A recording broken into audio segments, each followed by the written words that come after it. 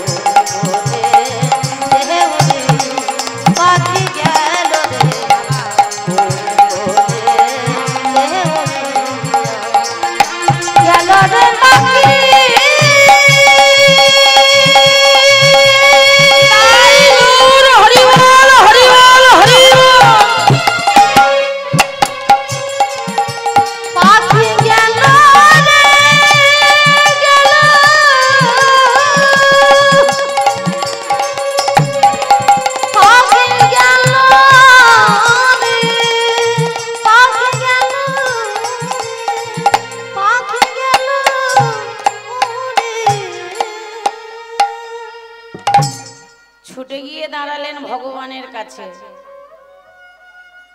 এ তোমার কেমন লীলা, এ তোমার কেমন খেলা, এ তোমার কেমন পরীক্ষা। তুমি যদি আমায় না বলতে আমি তো যেতাম না, তুমি যদি আমাকে জানতে না বলতে আমি তো জানতাম না। কেন ছেলেটি মাকে ছেড়ে চলে গেল? কেন ছেলেটির জন্য ছেলেটির মা আজকে কাঁদবে? দাঁড়ে প্রহ্লাদ ডাকে মা মা মা। ওমা, প্রহ্লাদ কারাগারের দাঁড়িয়ে বসে বসে কাঁদছেন, আর কারাগারের দাঁড়িয়ে মাকে ডাকছেন। ক্ষুধার জ্বালায় কাতর হয়ে প্রহ্লাদ ডাকে মা কোথায় আছো জননী? ক্ষুধার জ্বালায় জঠর জলে আমি থাকতে পারি না। মা বলে, ওরে প্রহল্লাদ, আমি পাষাণিত নই, আমি মা হয়ে কেমন করে তোর বদনে বিষ দেব, তুই আমায় বলে দে। হ্যাঁ, কারাগারের দ্বারে প্রহল্লাদ বসে বসে কাঁদছেন, কিন্তু সেই কারাগারের দ্বারে থেকেই ভগবান নিজে গিয়ে সেই প্রহল্লাদকে রক্ষা করলেন। কারাগারের দ্বার থেকে প্রহল্লাদকে বাঁচালেন ভগবান নিজে। শুধু হিরণ্যকশিপু নয়, দেখবেন দর্পকরী রাজা হরিশ্চন্দ্র রায় বেটা কি করলেন, স্ত্রী আর পুত্রকে বন্ধক দিয়ে বেটা শেষে শূকর চড়ায়। হ্যাঁ, দর্পকরী রাজা হরিশ্চন্দ্র রায় বেটা স্ত্রী পুত্র বন্ধক দিয়ে শূকর চড়ায়। আরো শোনেন, দর্পকরী রাজা দুর্যোধন একদিন বলেছিলেন, বিনা যুদ্ধে নাহি দেব সুচক্র মেদিনী, মানে সূচের আগায় যে মাটিটুকু ওঠে, দুর্যোধন বলেছিলেন ওই মাটিটুকু আমি পঞ্চ পাণ্ডবকে দান করব না, ওই মাটিটুকু আমি পঞ্চ পাণ্ডবকে দেব না। এটাই হলো অহংকার, এটাই হলো অভিমান। তা কুরুক্ষেত্রে যুদ্ধটা হয়েছিল 18 দিন। 18 দিন কুরুক্ষেত্রের যুদ্ধ হয়েছিল। তবে বাবা, 10ম দিনের যুদ্ধটা হয়েছিল, একদিকে ছিল গঙ্গাপুত্র ভীষ্ম, আর একদিকে ছিল অর্জুন, তৃতীয় পাণ্ডব অর্জুন।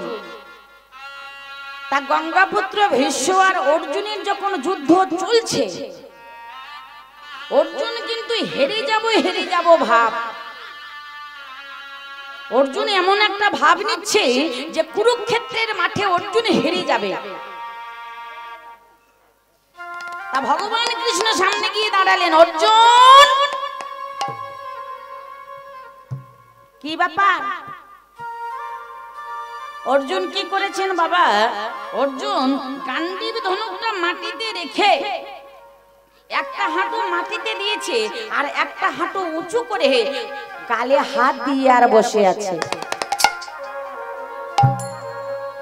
অর্জুন যখন গালে হাত দিয়ে বসে আছে, ভগবান কৃষ্ণ গিয়ে দাঁড়ালেন, কি ব্যাপার? তুমি যে এখানে বসে বসে এত চিন্তাযুক্ত হয়ে গেছো, তা তোমার যে চিন্তাটা আমি জানতে চাইছি, কিসের চিন্তা? তোমার এত চিন্তা কেন? অর্জুন বললেন, সখা, আমি আপনার কাছে হাত জোড় করে শুধু একটা কথা বলবো, কুরুক্ষেত্রের যুদ্ধটা আপনি মিটিয়ে নিন। কুরুক্ষেত্রের যুদ্ধটা আপনি আর করতে যাবেন না। আমি আপনার কাছে হাত জোড় করে বলছি, আপনি কুরুক্ষেত্রের যুদ্ধটা বন্ধ করে দিন। ভগবান বলছে, দেখো, ক্ষত্রিয় কুলে জন্ম নিয়ে যদি এমন কথা বলো, তোমার মুখে এ কথা মানায় না। তুমি এ কথা বলতে পারো না। তুমি ক্ষত্রিয় কুলে জন্ম নিয়ে এমন কথা বলা তোমার মুখে শোভা পায় না। তুমি শুধু বলো তোমার সমস্যাটা কি। তুমি আমাকে বলো তোমার কিসের সমস্যা, আমি তোমার সমস্যাটা সমাধান করে দেব, তুমি বলো। এমন সময় তৃতীয় পাণ্ডব অর্জুন ভগবানকে বলছেন, প্রভু, সমস্যাটা আমার একটাই, যে আমি যতবার গুরু দ্রোণাচার্যের সঙ্গে যুদ্ধ করতে যাচ্ছি, আমি ততবার হেরে যাচ্ছি। যতবার গুরু দ্রোণাচার্যের সঙ্গে যুদ্ধ করতে যাচ্ছি, আমি ততবার আমি হেরে যাচ্ছি। ভগবান বললেন, ও এটাই তোমার সমস্যা? বলল, হ্যাঁ। বেশ, যুদ্ধ শুরু হয়ে গেছে, আর তুমি যুদ্ধ করো, যুদ্ধ থেকে আমি তোমাকে বাঁচাবো, তোমার চিন্তা করতে হবে না, তুমি যুদ্ধ করো। গুরুদেব দ্রোণাচার্য দাঁড়িয়ে আছেন একটা রথের উপরে, আর একটা রথের উপরে দাঁড়িয়ে আছেন তৃতীয় পাণ্ডব অর্জুন। যুদ্ধ যখন শুরু হয়ে গেছে, যুদ্ধ চলাকালীন ইন্দ্রদুম্নের একটা হাতি ছিল, যার নাম অশ্বত্থামা। তা ইন্দ্রদ্যুম্নের হাতিটার নাম অশ্বত্থামা। হাতিটা দাঁড়িয়ে আছে, ভগবান কৃষ্ণ অর্জুনকে আদেশ করলেন তুমি ওকে মারো। আর যখনই বলেছে মারো, অর্জুন মেরেছে, হাতিটা পড়ে গেছে। হাতিটা যখন পড়ে গেছে, ভগবান কৃষ্ণ অর্জুনকে বলছে বলো, রথের উপর দাঁড়িয়ে বলো একটাই কথা শোনেন। ভগবান কৃষ্ণ অর্জুন, কৃষ্ণ যেটা বলবে অর্জুন সেটাই করবে, ঠিকই আছে। তা কৃষ্ণ মনে মনে ভাবলেন যে এই কথাটা বলার আগে আমাকে আরেকটা কাজ করতে হবে। কি কাজ? অর্জুন যখন বলেছিলেন আমি যতবার যুদ্ধ করতে যাচ্ছি আমি ততবার হেরে যাচ্ছি, আমি যুদ্ধ করতে পারছি না, মানে গুরুদেব দ্রোণাচার্যের সঙ্গে আমি জিততে পারছি না, আমি হেরে যাচ্ছি, এর একটা কারণ আছে। ভগবান কৃষ্ণ অর্জুনকে বলছে শোনো, তোমার গুরুদেব দ্রোণাচার্য ভোরের বেলায় স্নান করে যখন গায়ত্রী মন্ত্র জপ করবে, মানে গুরুদেব দ্রোণাচার্য ভোরের বেলা স্নান করে গায়ত্রী মন্ত্র জপ করে। তা তোমার গুরুদেব দ্রোণাচার্য যখন গায়ত্রী মন্ত্র জপ করবে, তুমি তখন গুরুদেবের দুটো চরণে গিয়ে প্রণাম করবে। আর যখন তুমি গুরু দ্রোণাচার্যের চরণে প্রণাম করবে, তোমার গুরুদেব তোমার কাছে জানতে চাইবে বলো বৎস তুমি কি চাও। আর যখনই বলবে বলো বৎস তুমি কি চাও, তুমি সঙ্গে সঙ্গে বলবে গুরুদেব আমি জানতে চাইছি যে আপনার মৃত্যু কিভাবে হবে।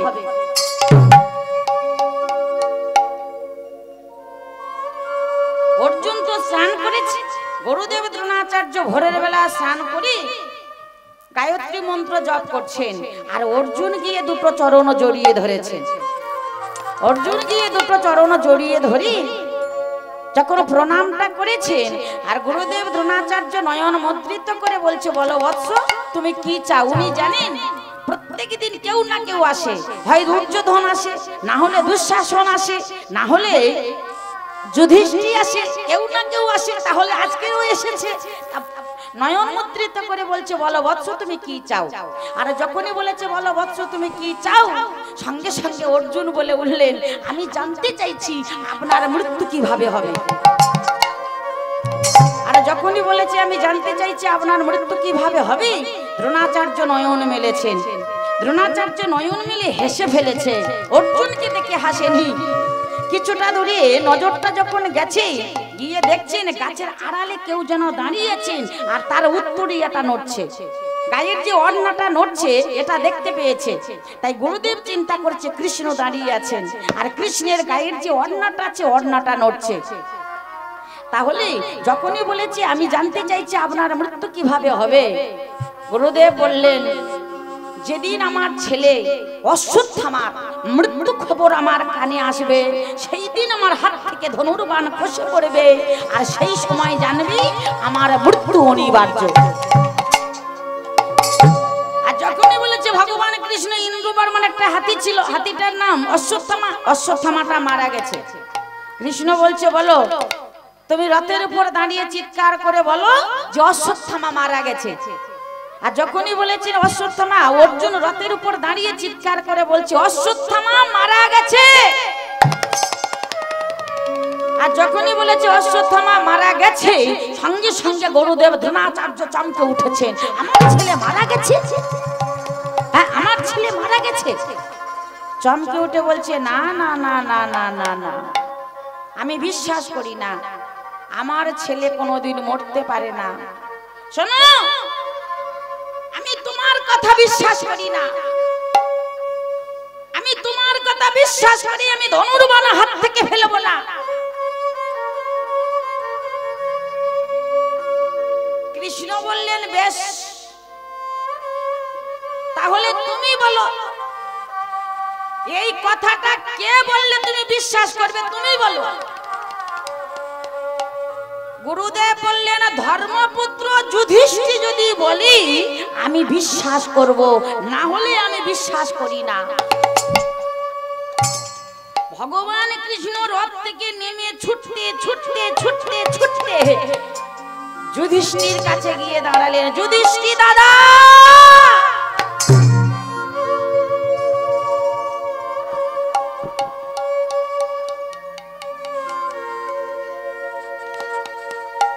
যুধিষ্ঠির দাদা,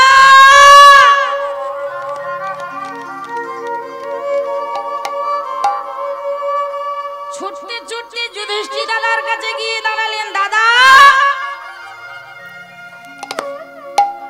দাদা তুমি বলো, তুমি চিৎকার করে বলো অশ্বত্থামা মারা গেছে। যুধিষ্ঠির বললেন, এত বড় মিথ্যা কথাটা আমি বলতে পারি না, এত বড় মিথ্যা কথাটা আমি বলতে পারবো না, আমার দ্বারা সম্ভব নয়। কৃষ্ণ বলল, কিসের মিথ্যা কথা, কিসের মিথ্যা কথা? বলল, অশ্বত্থামা তো মারা যায়নি, ওই তো অশ্বত্থামা বেঁচে আছে। তাহলে এত বড় মিথ্যা কথাটা আমি বলবো কি করে যে অশ্বত্থামা মারা গেছে? কৃষ্ণ বলল, ওই যে ইন্দ্রবর্মার যে বসা হাতিটা ছিল ওর নাম কিন্তু অশ্বত্থামা, তুমি বলবি অশ্বত্থামা মারা গেছে। যুধিষ্ঠির মনে মনে ভাবলেন, এটা তো মিথ্যা কথা নয়, এটা তো বলা যায়, হ্যাঁ এটা মিথ্যা কথা না, এটুকু বলা যাবে। তাই যুধিষ্ঠির ছুটতে ছুটতে ছুটতে ছুটতে গুরুদেব দ্রোণাচার্যের কাছে গিয়ে দাঁড়ালেন। গুরুদেব,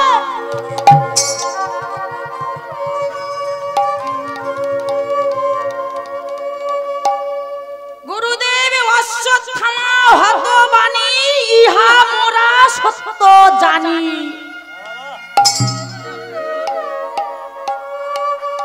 কথাটা যখন বলেছে অশ্বত্থামা হতবাণী ইহা মোরা সত্য জানি, কথাটা শোনার সাথে সাথে গুরুদেব দ্রোণাচার্যের হাত থেকে ধনুর্বাণ খসে মাটিতে পড়ে গেছে। আর যখন গুরুদেব দ্রোণাচার্যের হাত থেকে ধনুর্বাণ খসে মাটিতে পড়ে গেছে, এমন সময় ইন্দ্রদুম্ন গুরুদেব দ্রোণাচার্যকে বাণ মেরেছে। আর যখন হাত থেকে ধনুর্বাণটা খসে পড়ে গেছে, যখন গুরুদেবের নয়ন থেকে জলরাশি ঝরে পড়ছে, যুধিষ্ঠির মনে মনে ভাবলেন, গুরুদেব চমকে উঠল কেন, আর গুরুদেবের হাত থেকে ধনুর্বাণটা খসে পড়ল কেন? তাহলে গুরুদেব মনে হয় ভেবে নিয়েছেন যে ওনার পুত্র অশ্বত্থামা মারা গেছে। হ্যাঁ, গুরুদেব ভেবে নিয়েছেন ওনার ছেলে অশ্বত্থামা মারা গেছে। তাহলে দ্বিতীয় লাইনটা আমাকে জোরে বলতে হবে, আর দ্বিতীয় লাইনটা যখনই আমি জোরে বলবো তাহলে গুরুদেব কিন্তু আর ভয় পাবে না। আর দ্বিতীয় লাইনটা যখনই জোরে বলতে গেছে, ভগবান কৃষ্ণ পাঞ্চজন্য শঙ্খ বাজিয়ে দিয়েছে। আর ভগবান কৃষ্ণ যখন পাঞ্চজন্য শঙ্খ বাজিয়ে দিয়েছেন, আর এমন সময় শেষ লাইনটা যুধিষ্ঠির বলে উঠলেন, গুরুদেব, অশ্বত্থামা হতবাণী ইহা মোরা সত্য জানি, ইতি গজ পড়ি গেল রণে। গজ মানে হাতি, হাতিটা মারা গেছে। এই কথাটা বললে গুরুদেব তাহলে বুঝতে পারবে। আর এই কথাটা যখনই বলতে গেছেন, সঙ্গে সঙ্গে ভগবান পাঞ্চজন্য শঙ্খ বাজিয়ে দিয়েছেন। আর যখনই ভগবান পাঞ্চজন্য শঙ্খ বাজিয়ে দিয়েছেন, কথাটা উনি শুনতে পাইনি। ধনুর্বাণ যখন হাত থেকে খসে পড়ে গেছে, ইন্দ্রদুম্ন তখন তাকে বধ করেছেন। আর যখনই বধ করেছেন, গুরুদেব দ্রোণাচার্য শেষ হয়ে গেল। গুরুদেব দ্রোণাচার্য ওখানে পড়ে গেল। এই কথাটা, এই গল্পটা ভগবান কৃষ্ণ অর্জুনকে শোনাচ্ছেন। তুমি বীর হয়ে, তুমি ক্ষত্রিয় কুলে জন্ম নিয়ে তুমি ভয় পাচ্ছ কেন? তোমরা 5 ভাই, আর দুর্যোধনেরা 100 ভাই। দুর্যোধনেরা 100 ভাই হতে পারে, তোমরা 5 ভাই হতে পারো। যুদ্ধের আগে তোমরা তো দলগত ভাগ করেছো, যুদ্ধের আগে তোমরা তো আমাকে বলেছো, আমি তো বলেছিলাম কুরুক্ষেত্রের মাঠে আমি অস্ত্র ধরবো না, আমি তো বলেছিলাম কুরুক্ষেত্রের মাঠে আমি যুদ্ধ করব না।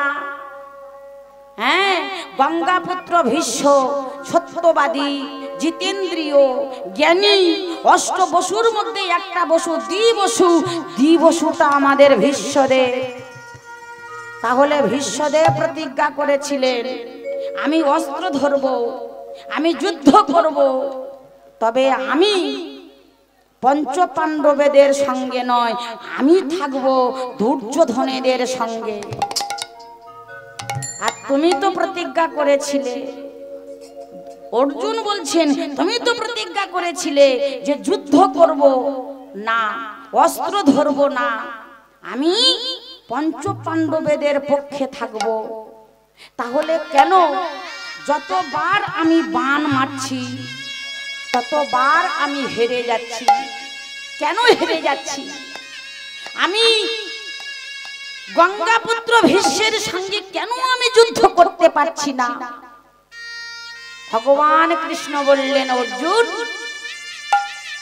তুমি পারবে না, কারণ যুদ্ধের আগে ভীষ্মদেব প্রতিজ্ঞা করেছিলেন আমি অস্ত্র ধরব, আমি যুদ্ধ করব, তবে যুদ্ধ চলাকালীন যদি কোনোদিন শিখণ্ডী এসে আমার সম্মুখে দাঁড়ায় সেই দিন আমি অস্ত্রটা পরিত্যাগ করব। এ কথাটা বলেছিলেন গঙ্গাপুত্র ভীষ্ম। আর ভগবান কৃষ্ণ বলেছিলেন আমি অস্ত্র ধরব না, আমি যুদ্ধ করব না, তবে পঞ্চপাণ্ডবেদের সঙ্গে থাকবো বটে, তবে যত পরামর্শ, যুদ্ধের যত কৌশল আমি দেখাবো পঞ্চপাণ্ডবদের। তাই আজকে গঙ্গাপুত্র ভীষ্ম আর একদিকে তৃতীয় পাণ্ডব অর্জুন দাঁড়িয়ে যখন যুদ্ধ করছে, অর্জুন হেরে যাব ভাব যখন নিচ্ছে, ভগবান কৃষ্ণ নিজে গিয়ে শিখণ্ডীকে নিয়ে ভীষ্মদেবের সম্মুখে দাঁড় করিয়ে দিলেন। আর যখনই দাঁড় করিয়ে দিলেন ভীষ্মদেব অস্ত্রটা পরিত্যাগ করলেন। আর যখনই ভীষ্মদেব অস্ত্রটা পরিত্যাগ করলেন ভগবান কৃষ্ণ ইঙ্গিত করলেন অর্জুনকে, অর্জুন আর দেরি নয়, অর্জুন আর দেরি করো না, তীরে তীরে বিদ্ধ করে দাও ভীষ্মদেবের দেহটা, তীরে তীরে বিদ্ধ করে দাও ভীষ্মদেবের দেহটা। ভগবান কৃষ্ণ ইঙ্গিত যখনই করলেন অর্জুন তীর মারলেন। আর অর্জুন যখনই তীর মারলেন তীরে তীরে ভীষ্মদেবের দেহটা যখন বিদ্ধ হয়ে গেল, তীরের উপর শয়ন করে পড়ে রইলেন গঙ্গাপুত্র ভীষ্ম। গঙ্গাপুত্র ভীষ্ম তীরের উপর শয়ন করে একজনকে ডেকেছিলেন। কাকে? কাকে ডাকলেন? ধর্মপুত্র যুধিষ্ঠিরকে? না। তৃতীয় পাণ্ডব অর্জুনকে? না। কাউকে ডাকলেন না।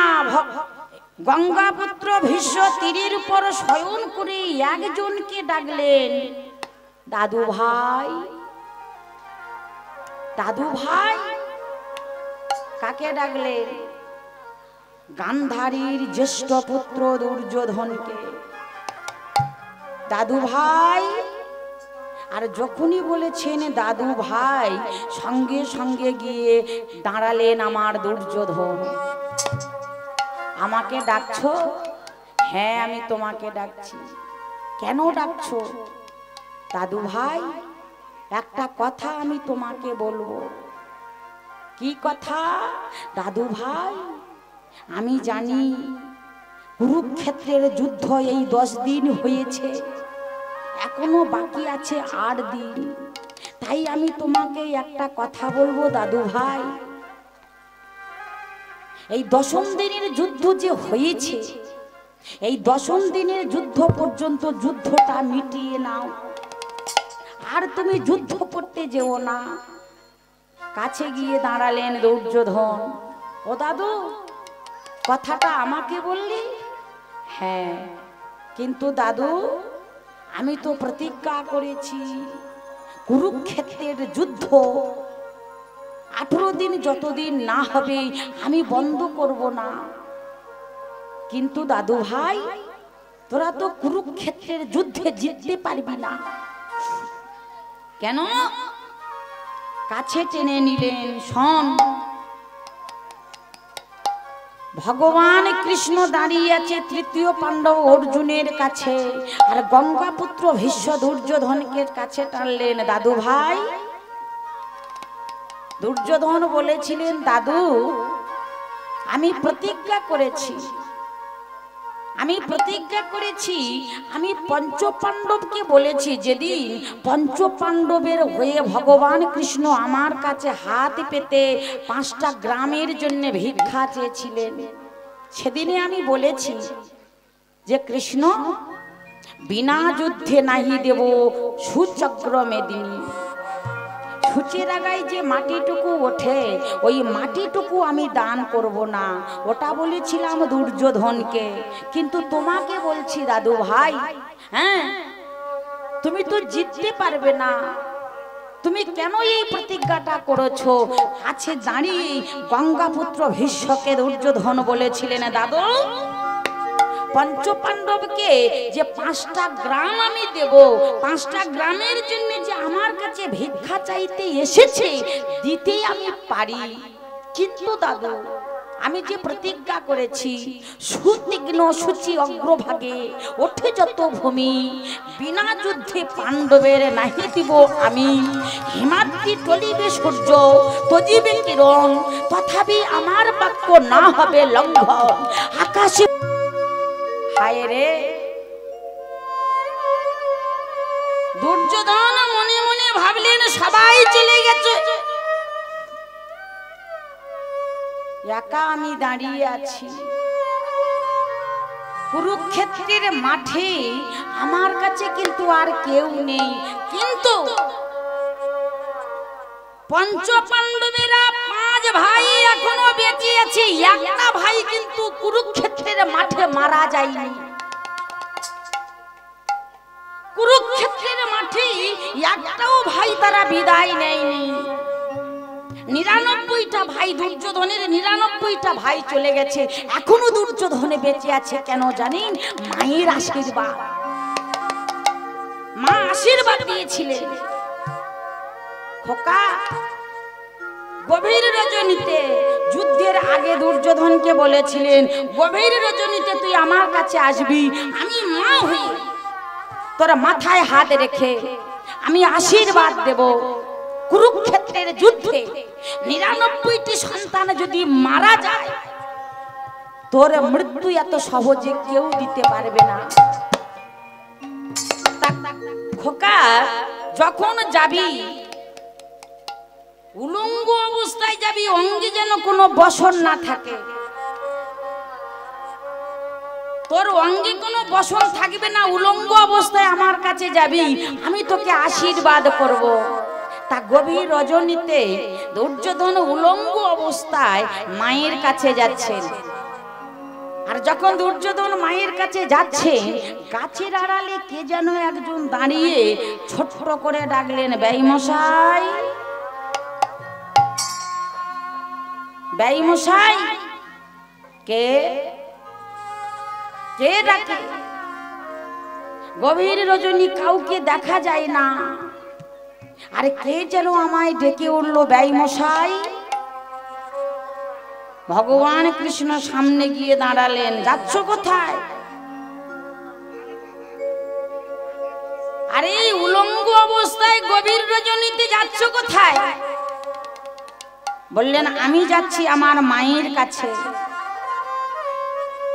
ভগবান কৃষ্ণ দুর্যোধনের কাছে দাঁড়িয়ে দুর্যোধনকে বললেন, এ তোমার কি অবস্থা? ছেলে পুলের বাপ হয়ে আর উলঙ্গ অবস্থায়, হ্যাঁ, তুমি মায়ের কাছে যাচ্ছ। দুর্যোধন বললেন, এটাই আমার মায়ের আদেশ, এটাই আমার মায়ের আদেশ। এই উলঙ্গ অবস্থায় আমার মায়ের কাছে যেতে হবে, আমার মা আমার আশীর্বাদ করবে। তা কৃষ্ণ বলল, তোমার মায়েরও কি আদেশ গো? ছেলে পুলের বাপ হয়ে উলঙ্গ অবস্থায় তুমি তোমার মায়ের কাছে যাচ্ছ, কি আশীর্বাদ তোমার মা তোমায় দেবে? তবে এই গভীর রজনীতে আমি তোমার কি ব্যবস্থা করতে পারি বলো তো? গিয়েছিলাম ভক্তের বাড়ি, ভক্ত আমাকে প্রসাদ খেতে দিয়েছে। শোনো ব্যয়মশাই, প্রসাদটুকু খেয়ে আমি কলা পাতাটি ফেলি নাই, এই কলা পাতাটি জড়িয়ে লজ্জাটুকু নিবারণ করে তুমি তোমার মায়ের ঘরে যাও। মহামূর্খ দুর্যোধন এ বুঝতে পারল না যে মা যেতে বলেছি উলঙ্গ অবস্থায়, এ জানে না এর মায়ের দুটো নয়ন বাঁধা আছে। হ্যাঁ, গান্ধারী দুটো নয়ন মুদ্রিত করে থাকে, গান্ধারী তো আমার দিকে তাকাবে না। দুর্যোধনের এটা জানা দরকার ছিল যে আমার পিতা যেমন অন্ধ ধৃতরাষ্ট্র, তেমনি আমার মা নয়ন মুদ্রিত করে থাকে, মায়ের দুটো নয়ন বাঁধা থাকে, মা তো আমার দিকে তাকাবে না। তাহলে আমি ছেলেপুলের বাপ হয়ে উলঙ্গ অবস্থায় যদি মায়ের কাছে যাই, এটা তো কোনো দোষের নয়। আহা, দুর্যোধন না বুঝে কলা পাতাটি জড়িয়ে মায়ের দরজায় গিয়ে দাঁড়ালেন। আর ভগবান কৃষ্ণ দাঁড়িয়ে দাঁড়িয়ে হাসছে, পিসিমা আমি জানি পিসিমা, দুর্যোধন যদি একবার উলঙ্গ অবস্থায় তোমার ঘরে যায়, তোমার এত বড় ক্ষমতা আছে, তোমার এত বড় শক্তি আছে, দুর্যোধনকে যদি তুমি আশীর্বাদ দাও, আর তোমার আশীর্বাদ যদি দুর্যোধন নিতে পারে, তোমার আজ্ঞা যদি পালন করতে পারে, কুরুক্ষেত্রের মাঠে আমি ওকে বধ করতে পারবো না। আর পিসিমা, কুরুক্ষেত্রের মাঠে যদি দুর্যোধন বিদায় না নেয়, কুরুক্ষেত্রের মাঠে যদি দুর্যোধন চলি না যায়, তাহলে তো তোমার নয়ন থেকে জলরাশি ঝরে পড়বে না পিসিমা। কুরুক্ষেত্রের মাঠে যদি দুর্যোধন না চলে যায়, তুমি তো কুরুক্ষেত্রের মাঠে গান্ধারী পাগলিনী হতে পারবে না। আমি জানি পিসিমা, তোমার ছেলে অন্যায় করেছে, তোমার ছেলে অপরাধ করেছে, তোমার ছেলে ভুল করেছে, এত জানার সত্ত্বেও, এত বোঝার সত্ত্বেও তুমি তোমার ছেলেকে মাথায় করে রেখে দিয়েছো। তুমি মা হয়ে মেনে নিতে পারো, আমি ভগবান হয়ে আমি মানতে পারি না। তুমি মা হয়ে এটা স্বীকার করতে পারো, আমি ভগবান হয়ে এটা স্বীকার করতে পারি না।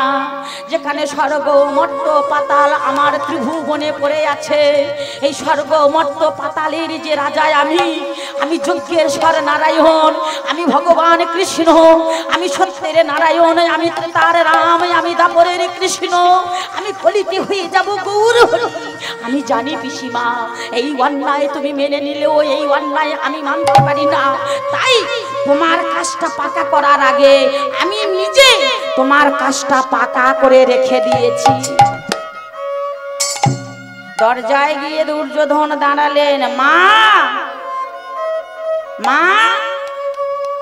গান্ধারী পথ চেয়ে বসে আছে, পথের সময়ের অপেক্ষায় বসে আছে, কখন আমার দুর্যোধন আসবে, কখন আমি দুর্যোধনের মাথায় হাত রেখে আশীর্বাদ করব, কখন আমি দুর্যোধনকে বলবো, বাবা কুরুক্ষেত্রের মাঠে যদি 99টা পুত্র মারা যায়, কুরুক্ষেত্রের মাঠে তোকে কেউ বধ করতে পারবে না, একটা কাঁটার আঁচড় তোর গায়ে কেউ লাগাতে পারবে না, তুই পাষাণ হয়ে যাবি, তুই পাকা হয়ে যাবি।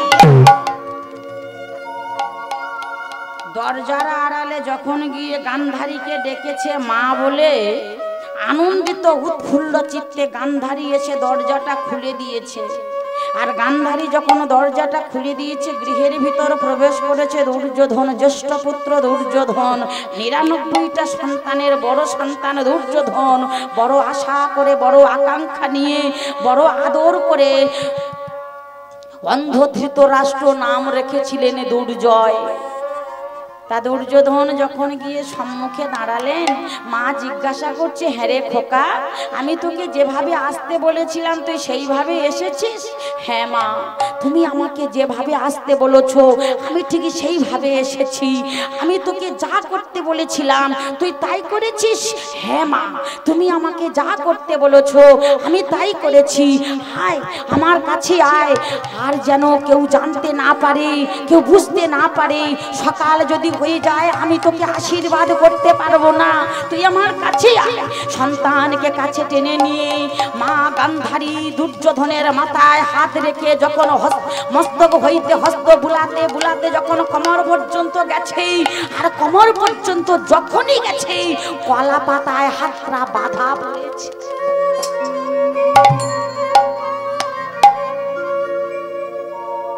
আর যখনই মা গান্ধারীর হাতটা মাথা থেকে কোমর পর্যন্ত নিয়ে গেছে, কোমর পর্যন্ত গিয়ে যখন কলা পাতায় বাঁধা পড়েছি, মা গান্ধারী চিৎকার করে দুর্যোধনকে ডাকলেন, দুর্যোধন,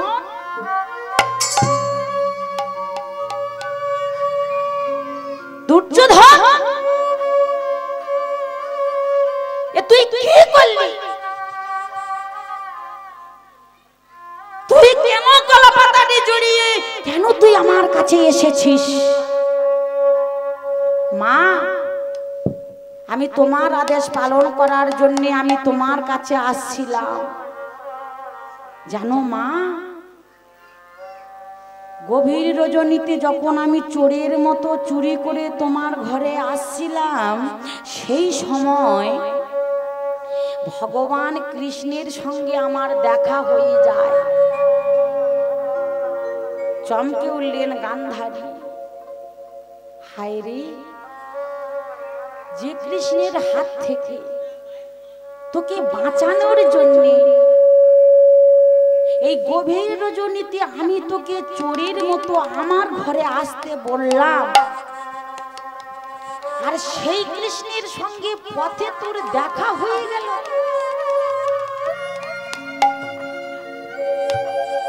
সেই কৃষ্ণের সঙ্গে পথে তুই দেখা করে এলি,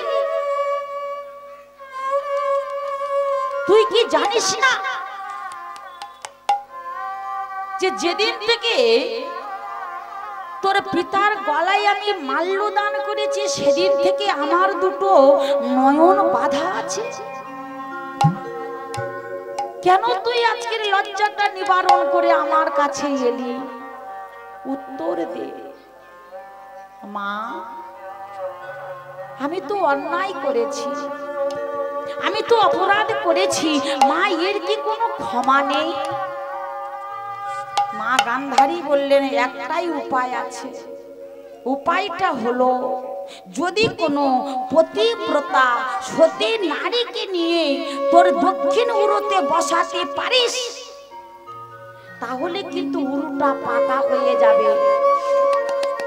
মা গান্ধারী বললেন, এই যে মাথায় থেকে হাত বুলাতে বুলাতে আমি কোমর পর্যন্ত নিয়ে গেলাম, তুই জানবি এই কোমর পর্যন্ত তোর মাথা থেকে পাষাণ হয়ে আছে, মানে পাকা হয়ে আছে। এর গায়ে একটা কাঁটার আঁচড় কেউ লাগাতে পারবে না। আর হ্যাঁ, কাঁচা হয়ে আছে কোমর থেকে নিচের দিকটা। এই নিচের দিকটা পাকা করতে গেলে, নিচের দিকটা পাষাণ করতে গেলে তোর একটাই উপায়, তোর একটাই পথ আছে। পতিব্রতা সতী নারীকে নিয়ে তোর দক্ষিণ উরুতে বসাতে হবে। আমরা জানি পতিব্রতা সতী নারী কারা। মহাভারতে যদি আমরা দেখি 5 জনকে পাই, অহল্যা, দ্রৌপদী, কুন্তী, তারা আর মন্দোদরী। এই 5 জন হলো পৃথিবীর মধ্যে পতিব্রতা সতী নারী। 5 জনের মধ্যে বিচার করে দুর্যোধন বার করলেন দ্রৌপদীকে। যদি সতী থাকতে হয়, যদি সতী রমণী থাকতে হয় দ্রৌপদী আছে, 5টা স্বামী হলে কি হবে? দ্রৌপদীর মতো সতী রমণী আমি দ্রৌপদীকে চাই, তাই দ্রৌপদীকে আমি আমার উরুতে বসাবো। অহল্যা দ্রৌপদী কুন্তী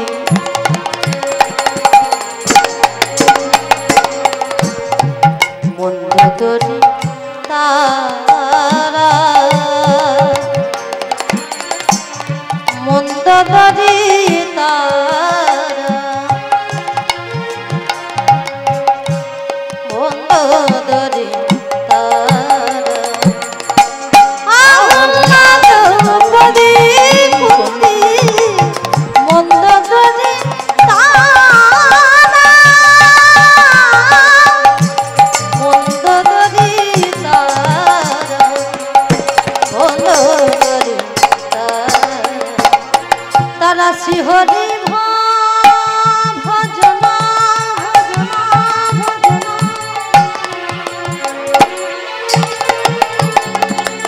ভজনা করে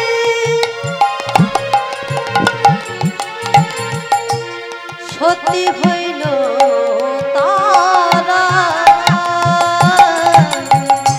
সতী হইল তারা শ্রীহরি ভজনা ভজনা ভজনা করে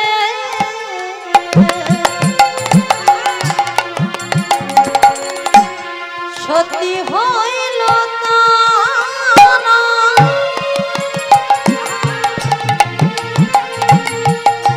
সতী হইল তারা, সতী হইল তারা, অহল্যা দ্রৌপদী কুন্তী মন্দোদরী তারা, মন্দোদরী তারা, মন্দোদরী তারা, বলে তারাই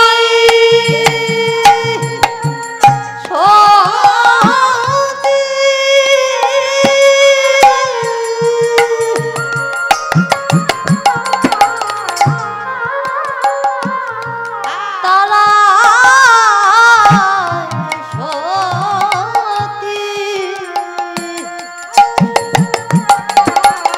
বলে তারাই সতী,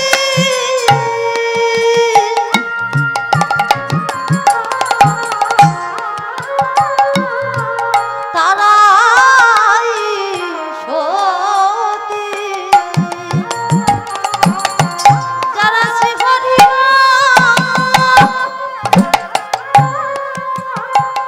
ভজনা করে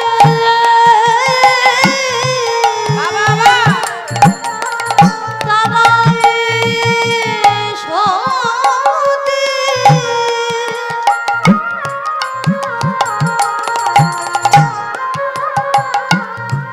তারা সতী, যারা শ্রীহরি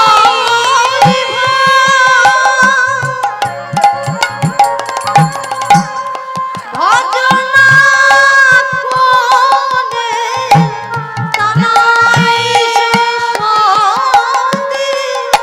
তারাই সতী, শ্রীহরি ভজনা করে তারাই সতী, তারাই সতী, শ্রীহরি ভজনা করে বলে তারাই সতী, শ্রীহরি ভজনা বলে তারাই সতী, পূর্ণানন্দে হরি বল হরি বল হরি করে তারাই সতী, তারাই আহা শ্রীহরি ভজনা করে বলে তারাই সতী, তারাই সতী। সত্যিকারা অহল্যা, দ্রৌপদী, কুন্তী, তারা আর মন্দোদরী, এই 5 জন বিচার করলেন পৃথিবীর মধ্যে এই 5 জন হলো প্রতিপ্রতা সতী নারী। তা 5 জনের মধ্যে বিচার করে দুর্যোধন টেনে নিলেন দ্রৌপদীকে। তবে দ্রৌপদীকে দুর্যোধন যদি একবার উড়ুতে বসাতে পারে তাহলে কিন্তু দুর্যোধনের দেহটা পাকা হয়ে যাবে। ভগবান কৃষ্ণ জানতে পারলেন, আর ভগবান কৃষ্ণ জানতে পেরে দুর্যোধনকে উড়ুতে বসানোর আগে ভগবান নিজে তাকে অশুদ্ধ করে দিলেন, ভগবান নিজে তাকে রজস্বলা করে দিলেন। যে কাঁচা দেহ কিন্তু সেই কাঁচা দেহ হয়ে থাকলো, পাকা হলো না। কুরুক্ষেত্রের যুদ্ধ যখন শুরু হয়ে গেল, 99টি পুত্র যখন চলে গেল, বেঁচে আছে দুর্যোধন একা।